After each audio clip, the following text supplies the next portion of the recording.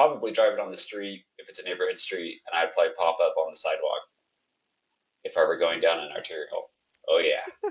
Nope, If no. there's no Hard No, pass no, on you that, went, Zach. if Zach, you went too on. far. We Wait. lost him. No. End the nobody's episode now. walking End it at now.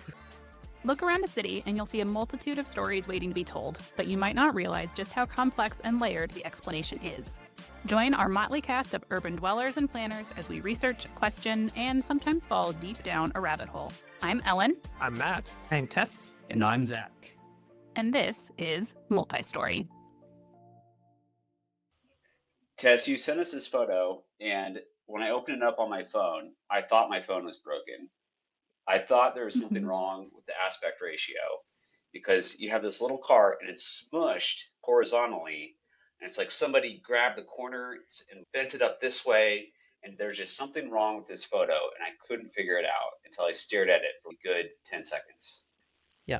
Well, you thought something was wrong when you saw the photo. I thought something was very wrong when I was riding my bike and a car started coming at me on the cycle path. I had a little freak out and then quickly took a picture because I didn't think anyone would believe that this had really happened. But over the course of my visit to the Netherlands, which is where this photo was taken, I saw these again and again and again and realized they're not so unusual. They're kind of a thing. And I had a lot of questions, and when I shared it with all of you, I know all of you had thoughts, so this feels like good fodder for a discussion here. Tiny cars in the bike lane, what are we doing? Why is this happening? Is this good? Is this bad? What's going on? I had so many initial thoughts, but I will say you sent over a really good Bloomberg article that gave more context to the microcar, which is what we are looking at. And I still have thoughts, but a quick overview of that article is like saying it's a car that's built specifically. It goes in the bike lane. It's small enough and it fits and it's legal to drive in the bike lane. People park them on sidewalks. People are using them to get around more. But there's also this accessibility bit, right? So like they wind up being really an accessible car because they are so tiny. And I want to say people have some like designed it to where it's like you could just roll a wheelchair right into the back of this, basically through the trunk. And now you have an accessible car. Yeah, and that's what I learned as I looked more into it. The origin of this phenomenon in the Netherlands, a Dutch car company made these devices, and they were initially meant as a mobility aid for people with disabilities.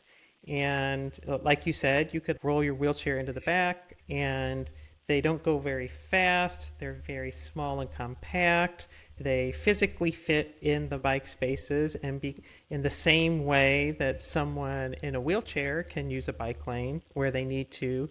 This was the same thing, except you're protected from the wind and the rain and you have some headlights, but it was sort of looked at as just a very, very fancy, elaborate wheelchair in a way. And I think that was the status quo where these things were accepted because of the important role they provided in giving people more mobility and access to the opportunities and services they need. But as often happens, people are like, well, those could be useful and practical for people who don't have disabilities, right?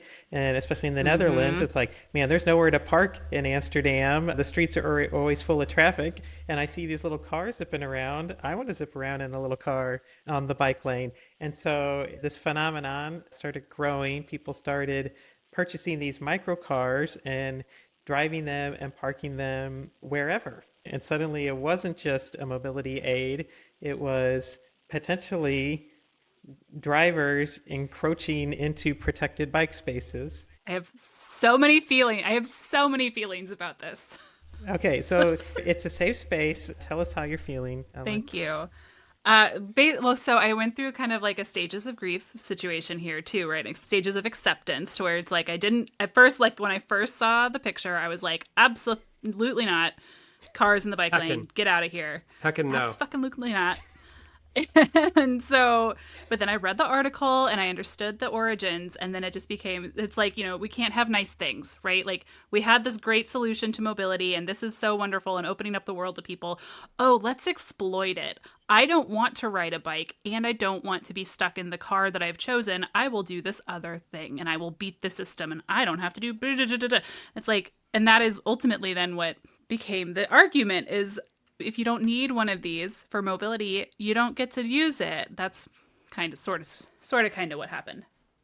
But yeah, it's like they're beating the system. The people who want the cars who don't have a mobility issue just don't want to be inconvenienced by their choice to drive a car. Like you can ride a bike everywhere in Amsterdam, in the Netherlands. But this And is so complicated, it just- right? Because Yeah. are those people foregoing their bicycles or are they foregoing their cars? Because this is Right. obviously better if it's an alternative to a car. It's obviously way worse if it's an alternative to a bicycle. And obviously, a lot of people are using them that don't need to be using them, to your point, Ellen. Yes.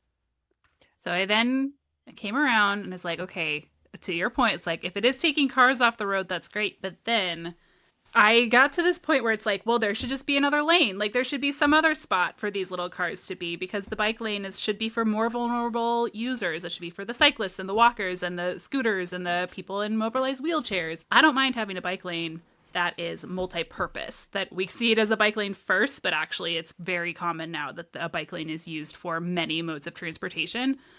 But this to me felt like suddenly this is too much. This is too fast or too much like if you get hit by this car, it's still being hit by a car. But then it became like, okay, well now we have to have our car lane. And then we have to have our micro car lane. And then we have to have our multi-mobility lane. And then we can have the sidewalk. And it got too much. And so what are we supposed to do here? The lines are very blurry because a cargo e-bike probably weighs a similar amount to this vehicle. So where do we arbitrarily say, like, that's okay, that counts as a bike, but this doesn't, right?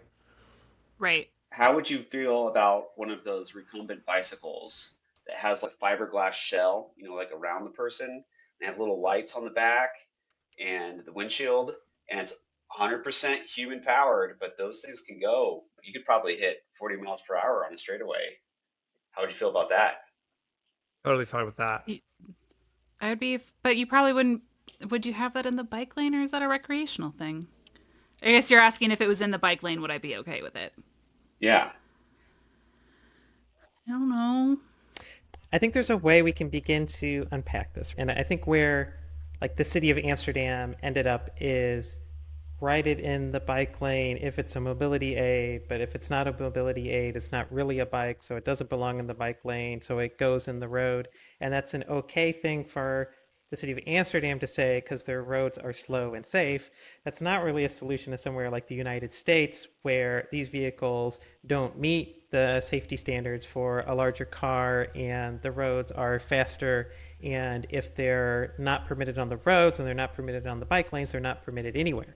And so then there's a conversation about have we just closed the door to this gray area, this middle ground of mobility for people who aren't able or aren't willing to pedal, but do want a more urban oriented vehicle, do want a smaller footprint, don't mind going slower, but want a windshield and a roof when it's raining. Like they don't have options anymore. And so how can we begin to think about this? And to that question about, is there a difference between this and a carbo bike? Or is there a difference between this and a covered recumbent bike? I think there's a lot of different ways to parse this. A lot of cities in the United States, they set thresholds, right? So many places will permit you to use an electric assist bicycle on the bike path, provided that it is pedal assist. So a bike with a throttle might not be permitted. One that just goes on its own, like a moped, might not be permitted. But if you have to pedal, then it counts, right? And there's not a specific right or wrong way to decide this, but there's these different thresholds. Other regulations might say that an engine of a certain power isn't permitted, right? If it's a certain cc engine, then it's too powerful. That's not a bike anymore. That's a motorcycle that has to go in the road. Other folks may say that it's the top speed of the assisting motor that is the defining factor. So maybe it's 20 miles per hour or 20 kilometers per hour. The vehicle can't go faster than that. And if it's under that speed, and that's the fastest it can go, whether it's pedal assist or like a super wheelchair, then it's okay. This all creates like a regulatory nightmare, right? Because how do you enforce this? Like, On a vehicle level, it's easy, and I guess like you have these typologies, and you're like, this kind of vehicle counts as this, and this kind of vehicle. But on the road, I can't imagine what it would take to try to everyone's point. Like the whole problem happened here because people are always going to push the limits and abuse things and ruin it for everyone. And I could see, some sort of regulatory arbitrage thing around whatever categorization to kind of always optimize around those things. Like New York City and the whole saga around delivery driver electric bikes. Those folks who are using those bikes for their job and need to get around quickly and all day long were often using a category of bike that was not technically permitted where they were riding, and so the police were confiscating lots of those bikes and making an example of them. And there's a whole conversation about whether we're punishing people for using alternative modes of transportation who are maybe the most economically vulnerable and need them most. There's all sorts of connotations around how we parse this. And I don't think it's so complicated. So if you look at electric assist bicycles, a lot of what you see, it's the same with cars. If you go buy a car, that when that car was made, it was allowed to be made, right? And there's a similar situation going on with electric assist bicycles where all of the manufacturers of the motors and the bikes just produce bikes that comply with the standard accepted set of regulations. So, if you go to the store and buy an e-bike, it will be legal to ride because it's designed to work in that way, unless you're buying a class of bike that's meant for some other type of use. So I don't think it's impossible to do, but I think it's when we're at a point where we're like, these are a problem, then I want us to think about, like you said at the beginning, Matt, the alternative. So this is very similar to like when rentable scooters showed up. Everyone's like, these things are zipping around all over. They're a big waste of materials. They're just strewn about the right of way. They're an eyesore. We have to get rid of scooters. They're a scourge on the city and they're running into pedestrians, blah, blah, blah, right? But everyone is sort of car blind to all of the giant vehicles that are also strewn about our streets, up and down our streets, in front of every building, the things that are actually killing pedestrians. And so I do think there's a bit of a built-in double standard where because it's new, people freak out, but we've sort of come to accept a level of imposition or a level of danger from big cars that we don't scrutinize in the same way we do these other in-between modes. And that, though, to me also, I think is related to why I get so just angsty about this, is because we are finally at a place like here in Europe and a lot of places where we are getting protected bike lanes. And now I have to share it with a car again. So I can be like, I found a place where I was safe on a bike. And then with even like the e-scooters, I remember when the e-scooters, like the ones that you're not kicking, you're actually moving along, the Limes and the Ubers and the whatevers, came into a bike lane in London, and I got real annoyed because A, this person can go faster than me and they're not sweating. And B, it's like there was suddenly this jockeying for space again in the bike lane. And it's like, no, this is supposed to be my space. This is supposed to be where I get to ride. And now you're telling me I have to share it again. It's interesting the context of like if in a European context, I see this as backsliding. If I saw a bunch of these in the United States, I would see it as huge progress. And it's just like where we stand.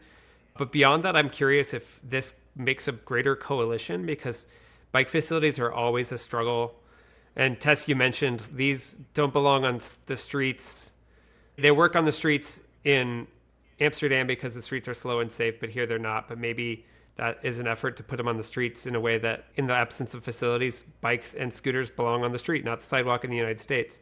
But building a part of the coalition of having people that use these little cars be part of the quote unquote war on cars, fighting for alternative transportation facilities, is it actually like good for the cause to grow the pie in a way that e-bikes grew the pie and created a whole new constituency of cyclists that now want protected infrastructure?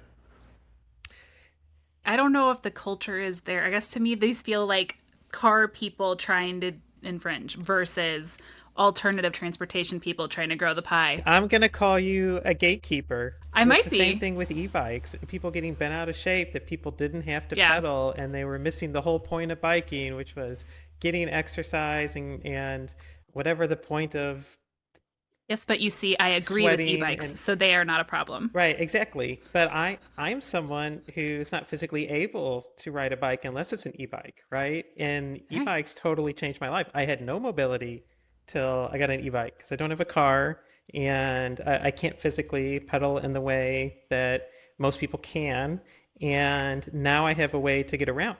And so I do like I want to be very cautious of this sort of gatekeeping around alternative mobility. There may be folks who can't pedal, people who need to sit.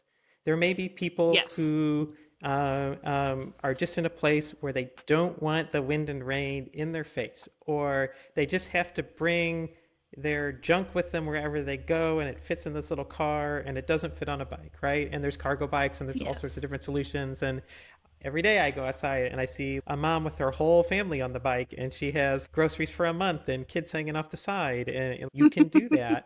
But I do think you're asking, are we growing the pie? Yes, I think so. And what would the downside be? The downside would be if someone using those vehicles made people unsafe or made them feel so unsafe that other riders stopped riding. People who were interested in Yeah. cycling but concerned about their safety were only riding because they had a protected space to do it. And now they feel like their protected space isn't protected anymore, so they're not going to ride. So that person you gained, you've lost a rider because they feel less comfortable. And to me, that comes down to the speed and the danger of injury and death. For me, it's very performance oriented.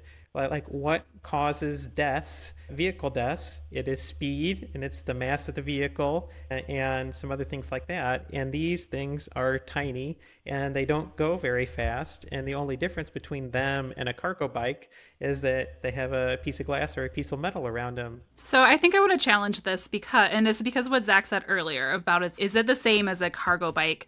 And I think you might, if you're looking at the specs and the dimensions, you might be right that they weigh the same and that they have the similar dimensions. But I think your mindset's going to change when you're driving a tiny car versus driving a cargo bike, where you are more exposed and you have to behave differently because you can't take a turn the same way because your bike, like you've got cargo on it and you've got a different center of gravity and you've got a different way of operating the cargo bike vehicle versus a tiny car. And I think too, like the way that a driver thing, like I'm guilty of this as much as anybody. When I'm behind a wheel, it's suddenly like of a car, it's like, why is everybody in my way? And if that mindset is being just shrunk down to meet these tiny cars in the bike lane, I don't think that's safe anymore. Well, and part of that is the isolation, right? Like, what is the factor of them being in a cab and maybe being Yeah. partially climate controlled? Like part of the joy, and this is kind of a throwback to our loneliness episode, like when you're cycling, you are mixing with people. And this mode, just on the account of the way the thing is designed, I could see that sort of car-based ugliness and dehumanizing behavior happen simply because there's that thin piece of glass between you and the world. And I wonder behaviorally what that means. And, that's a human problem, but it's a human problem that is exacerbated by the design of the vehicle. I think even those can be broken into performance metrics though, because we talked about speed, acceleration, weight. We could talk about the visibility of the person operating, whether they can see 360 degrees, whether their visibility is limited, like we see with a lot of those graphics of the big trucks where you can't see a full-size child standing in front of it. So there's visibility, there's the turning radius, which we use all the time in design of infrastructure. In American cities, we have to make streets wide enough that the biggest ladder truck, fire truck can do donuts. Otherwise, we have to make the street wider. That could be a whole nother episode. And the sound, how well you can hear, could be a performance requirement. And then those are kind of the safety. We've talked about safety requirements that are performance related. We've talked about social requirements that are performance related. You could also talk about like how accessible is it, both by price or the ability of the user. You could talk about noise, emissions, wear and tear on infrastructure. We've briefly touched on the purpose of the trip, whether it's moving goods around the city because that's your job, or whether you're recreation or going to a destination like school or work.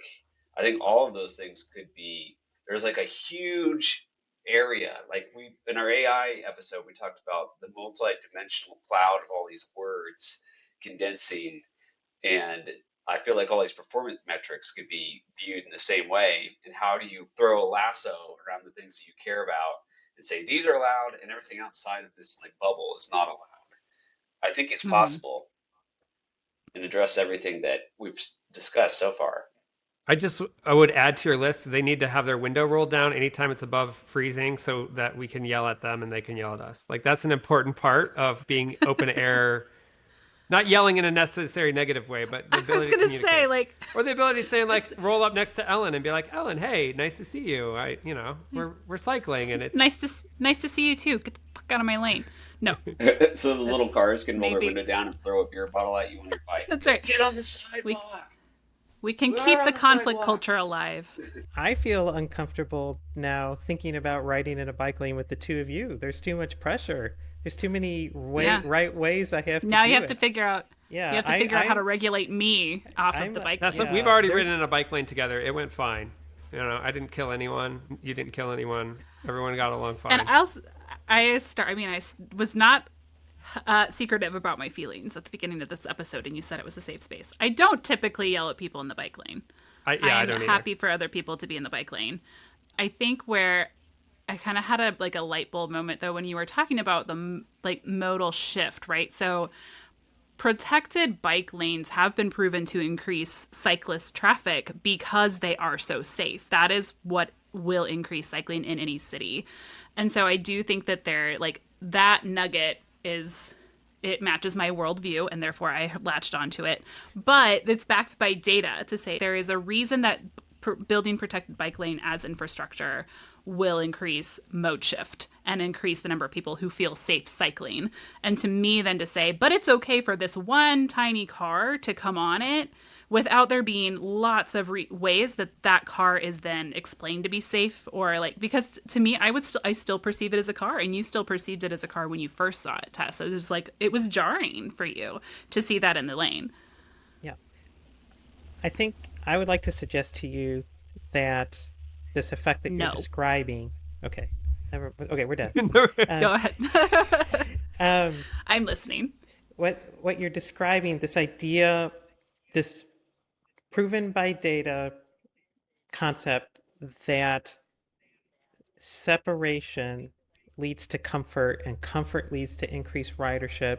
That's borne out, right? If you look at the trajectory of cycling and the trajectory of traffic safety and all these things, you'll see a big divergence in the United States, where the United States went hard towards vehicular cycling and leaned away from dedicated hardened infrastructure for other modes, as opposed to the entire rest of the world. And when you look at the safety data, you see that borne out. Other countries, even those that were much more dangerous than the United States just a few decades ago, dramatically safer than the United States now because of that different approach to street design and traffic safety. So you were right about that. But I don't think it's a one-to-one from protected, separated bike lane to comfort to riding, because what we're really talking about is a level of traffic stress, to use a very urban planning concept. So we can measure the level of traffic stress on a street, and if there is a street that is wide and cars can go on it, but there aren't any cars there, then you don't have any stress riding a bike. You don't need a dedicated bike lane on a street where there's no traffic. You don't need a dedicated bike lane or a separated bike lane if there's just a few cars and they're going very, very slow. So you look at these European concepts of streets where they're packed with pedestrians or they're very narrow, these other physical constraints or visual cues that cause drivers to go slower or that cause there to be less traffic. You also see lots of walking and biking there because it feels safe, because of these other factors. So we can calibrate a level of traffic stress on any street to get to a point where we hit our target for how comfortable it needs to be for the number of riders we want to attract. Those people who are interested in riding but concerned about their safety. And it's not always necessary to fully separate the different modes. Again, I think this is a very Right. American thing, right? When you think about a street, there's the space for the cars, then there's a space for the landscaping, then there's a space for a bike lane, then there's a space for a sidewalk, then there's a space for the sidewalk There's plenty of cafe. space for everything. Right. That's very true. But everything goes sort of in its own lane, right? Whereas you might, in a more European context, see a curbless street that was less delineated, where there's more navigating of space, and it doesn't feel less safe because there's these other factors creating this level of comfort.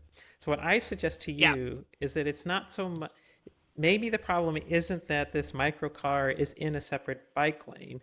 The problem is related to this sense of comfort and safety. And so if we want to find a middle ground, what does it take to make these little cars feel safe on the road? That's where we can get to all the different factors and performance measures that Zach was talking about. Yes. And I think part of this too, because I want to say, and I don't know how old my data is when I am saying this, but I want to say data supports that cyclists are actually safer if they're incorporated into traffic, assuming there is a volume that drivers know what to do when you see a cyclist, basically. So there's a point where if there's enough cycling traffic and enough car traffic and roads are safe enough for this to all coexist, because then everybody's watching out for everybody. Yeah, but like you can't have it if it's just one cyclist who goes on that road like one time a day. It's not gonna, like, that is now less safe. And so in my brain, I guess you would use the perceived safety of the dedicated cycling space to increase numbers, and then work on incorporating traffic into traffic if you can in other places. Like that, you don't want to rip out the dedicated spot once you get the volume, but you would want to use that as a way to encourage the habit and then expand out from there. So I guess in your question was like, how do you make the perception of a car, even though it's a tiny car in the bike lane, still feel safe? And so much of it is scale too, right? If it feels like the right size and it has to go through the narrow little passageway, it feels okay. One thing that I think is interesting from the article, that it mentioned that a lot of folks in the Netherlands, this is their second car when they don't want to have to park their Range Rover, and it's rich people's toy.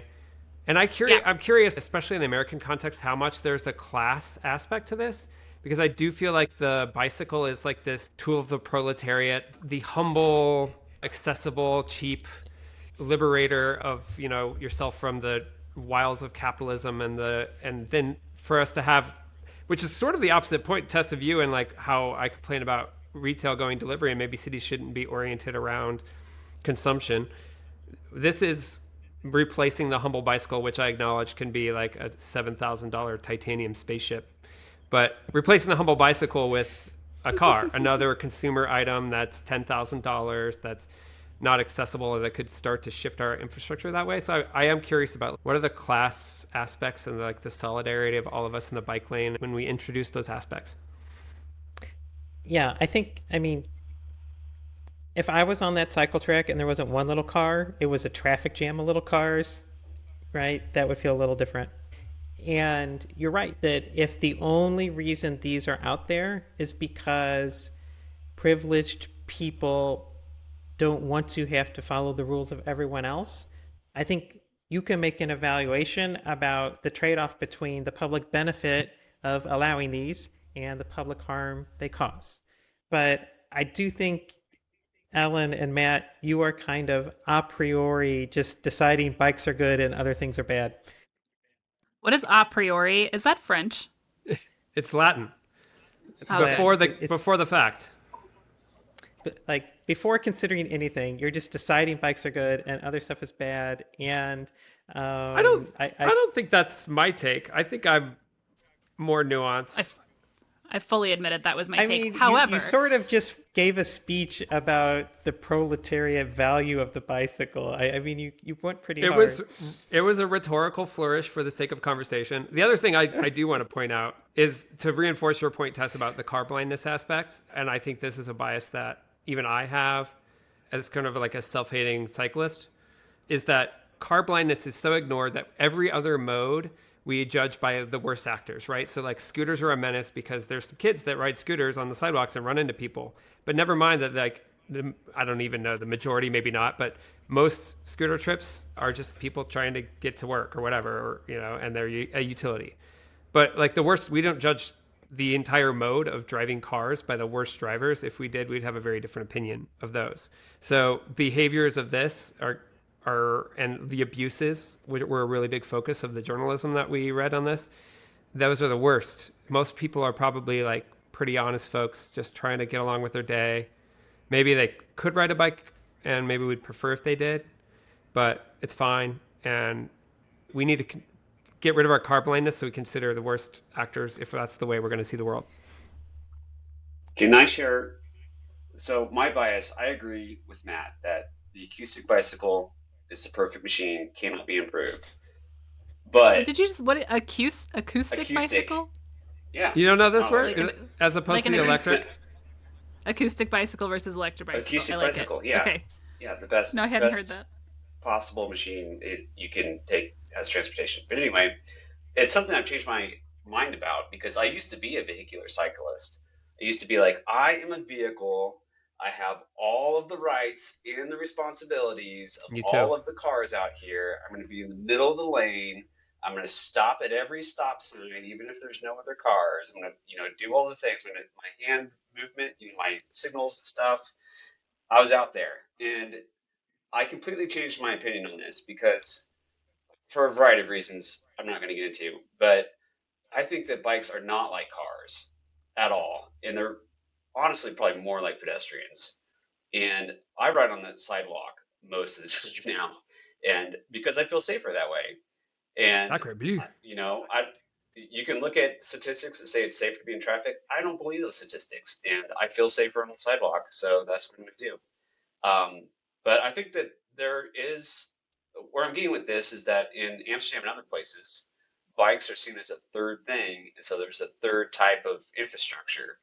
And when you think about all these different performance metrics of speed and acceleration and weight, how much space does it take up, and um, how what's the turning radius and all these other things.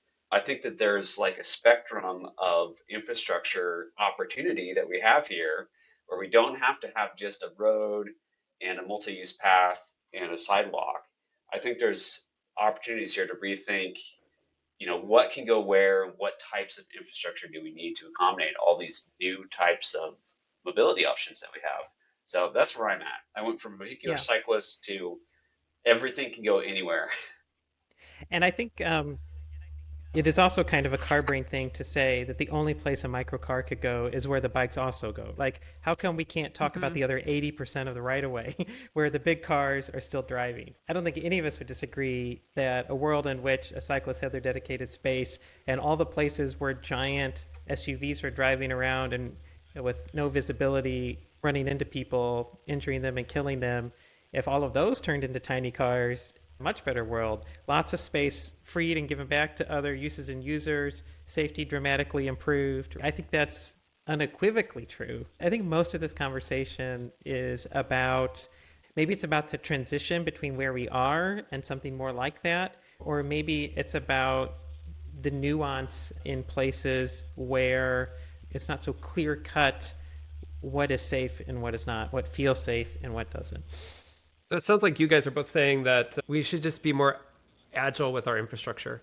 Like instead of the modes being defined by the infrastructure should be more responsive to the evolution of the vehicles and these weird blurry lines, which I could get behind.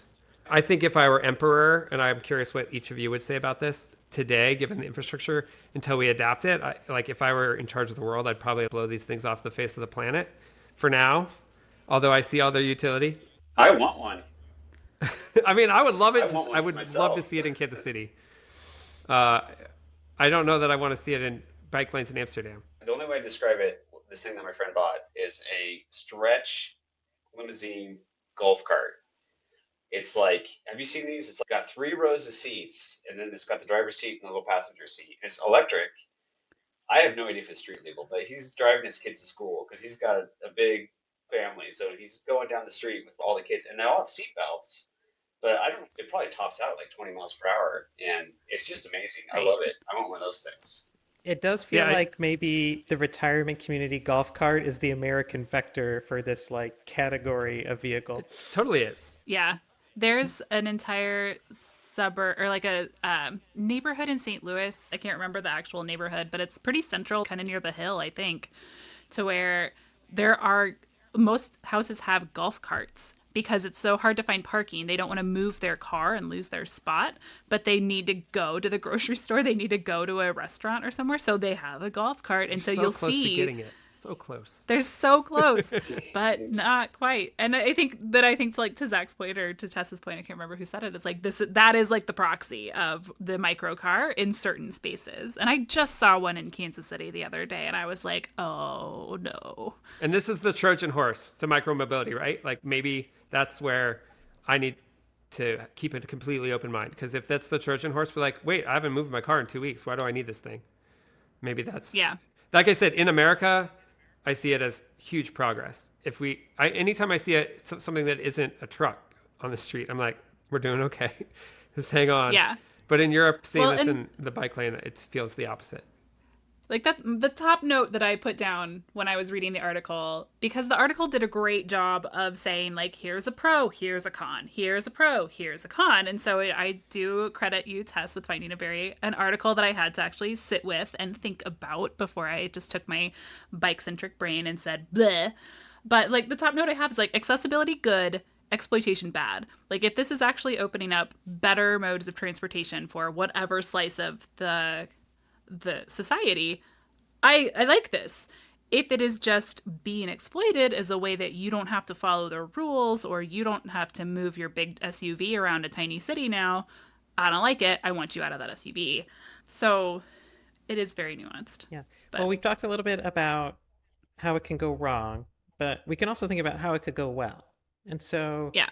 we can imagine a street that may be in a highly desirable location with a high potential to be dense and walkable that has some of those logistics and delivery challenges that we talked about in the other episodes, Matt.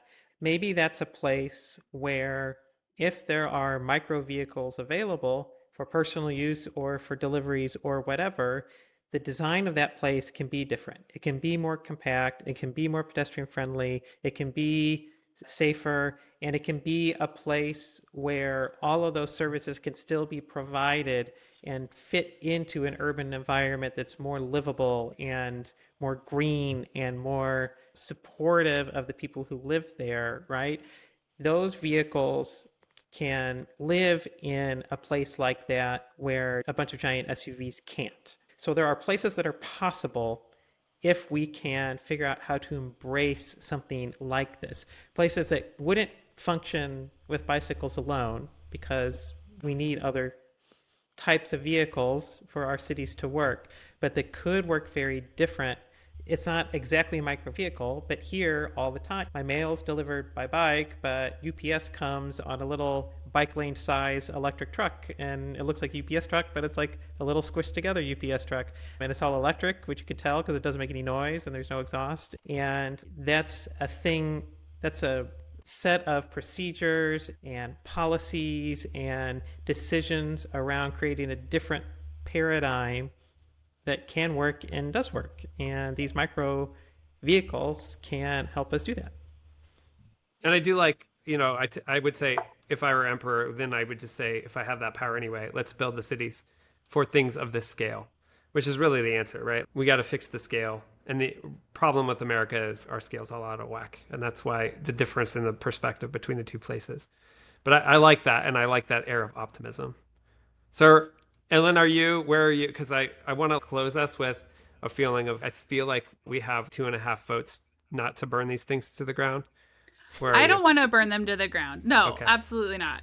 I will end on my accessibility good, exploitation bad set to where if there's a way to incorporate them and it is beneficial to even if it is one relatively small set of society, that this is opening up a world to them, I am all for it. I do hope that there are considerations to the perceptions and the safety if it's decided that it goes in the bike lane. But for the most part, I got over my initial, hey, get out of, it's not a NIMBY. It's not my backyard. It's a not in my bike lane. It's a nimble.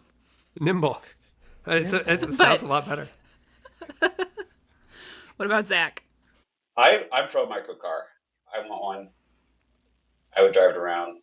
I'd probably drive it on the street if it's a neighborhood street, and I'd probably pop up on the sidewalk if I were going down an arterial. Oh yeah. No. There's Hard no, pass on no, that, Zach. Zach, you went too far. We lost No. it. No. End the episode now. End it now. We're done. Nobody's Stop while we're on ahead. Now we have to have 103rd. There's nobody there. we need a totally different episode about putting these things on the sidewalk, Zach. Why do they even put sidewalks there if they don't want mini cars on them? Because nobody else is Because using pedestrians use them? Okay. I don't know, Okay. maybe? No, All right. Good There's night, no everyone. Thank you, everyone. It's been a great episode. We have to stop now.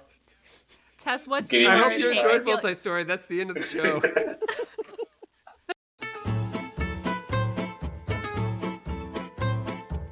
I feel like cycling purists, like no one specifically I will name here, could just go up to one of these cars and just tip it over. Could just push it over if they were mad at it. It's just like cow tipping. Yeah. Yeah, I mean, I wasn't gonna say it earlier, but like if I'm able to like catch up with it if it does something stupid, so if it only goes 20 miles an hour, like I can sprint up to it and be like, "All right, asshole, let's go." Which I don't yell at people on the bike lane. Really, what I was trying to say is like the ability to communicate freely, right? Although I have chased down a teenager on a scooter who I only was like, feel safe in a bike lane with things I can defeat in a fight.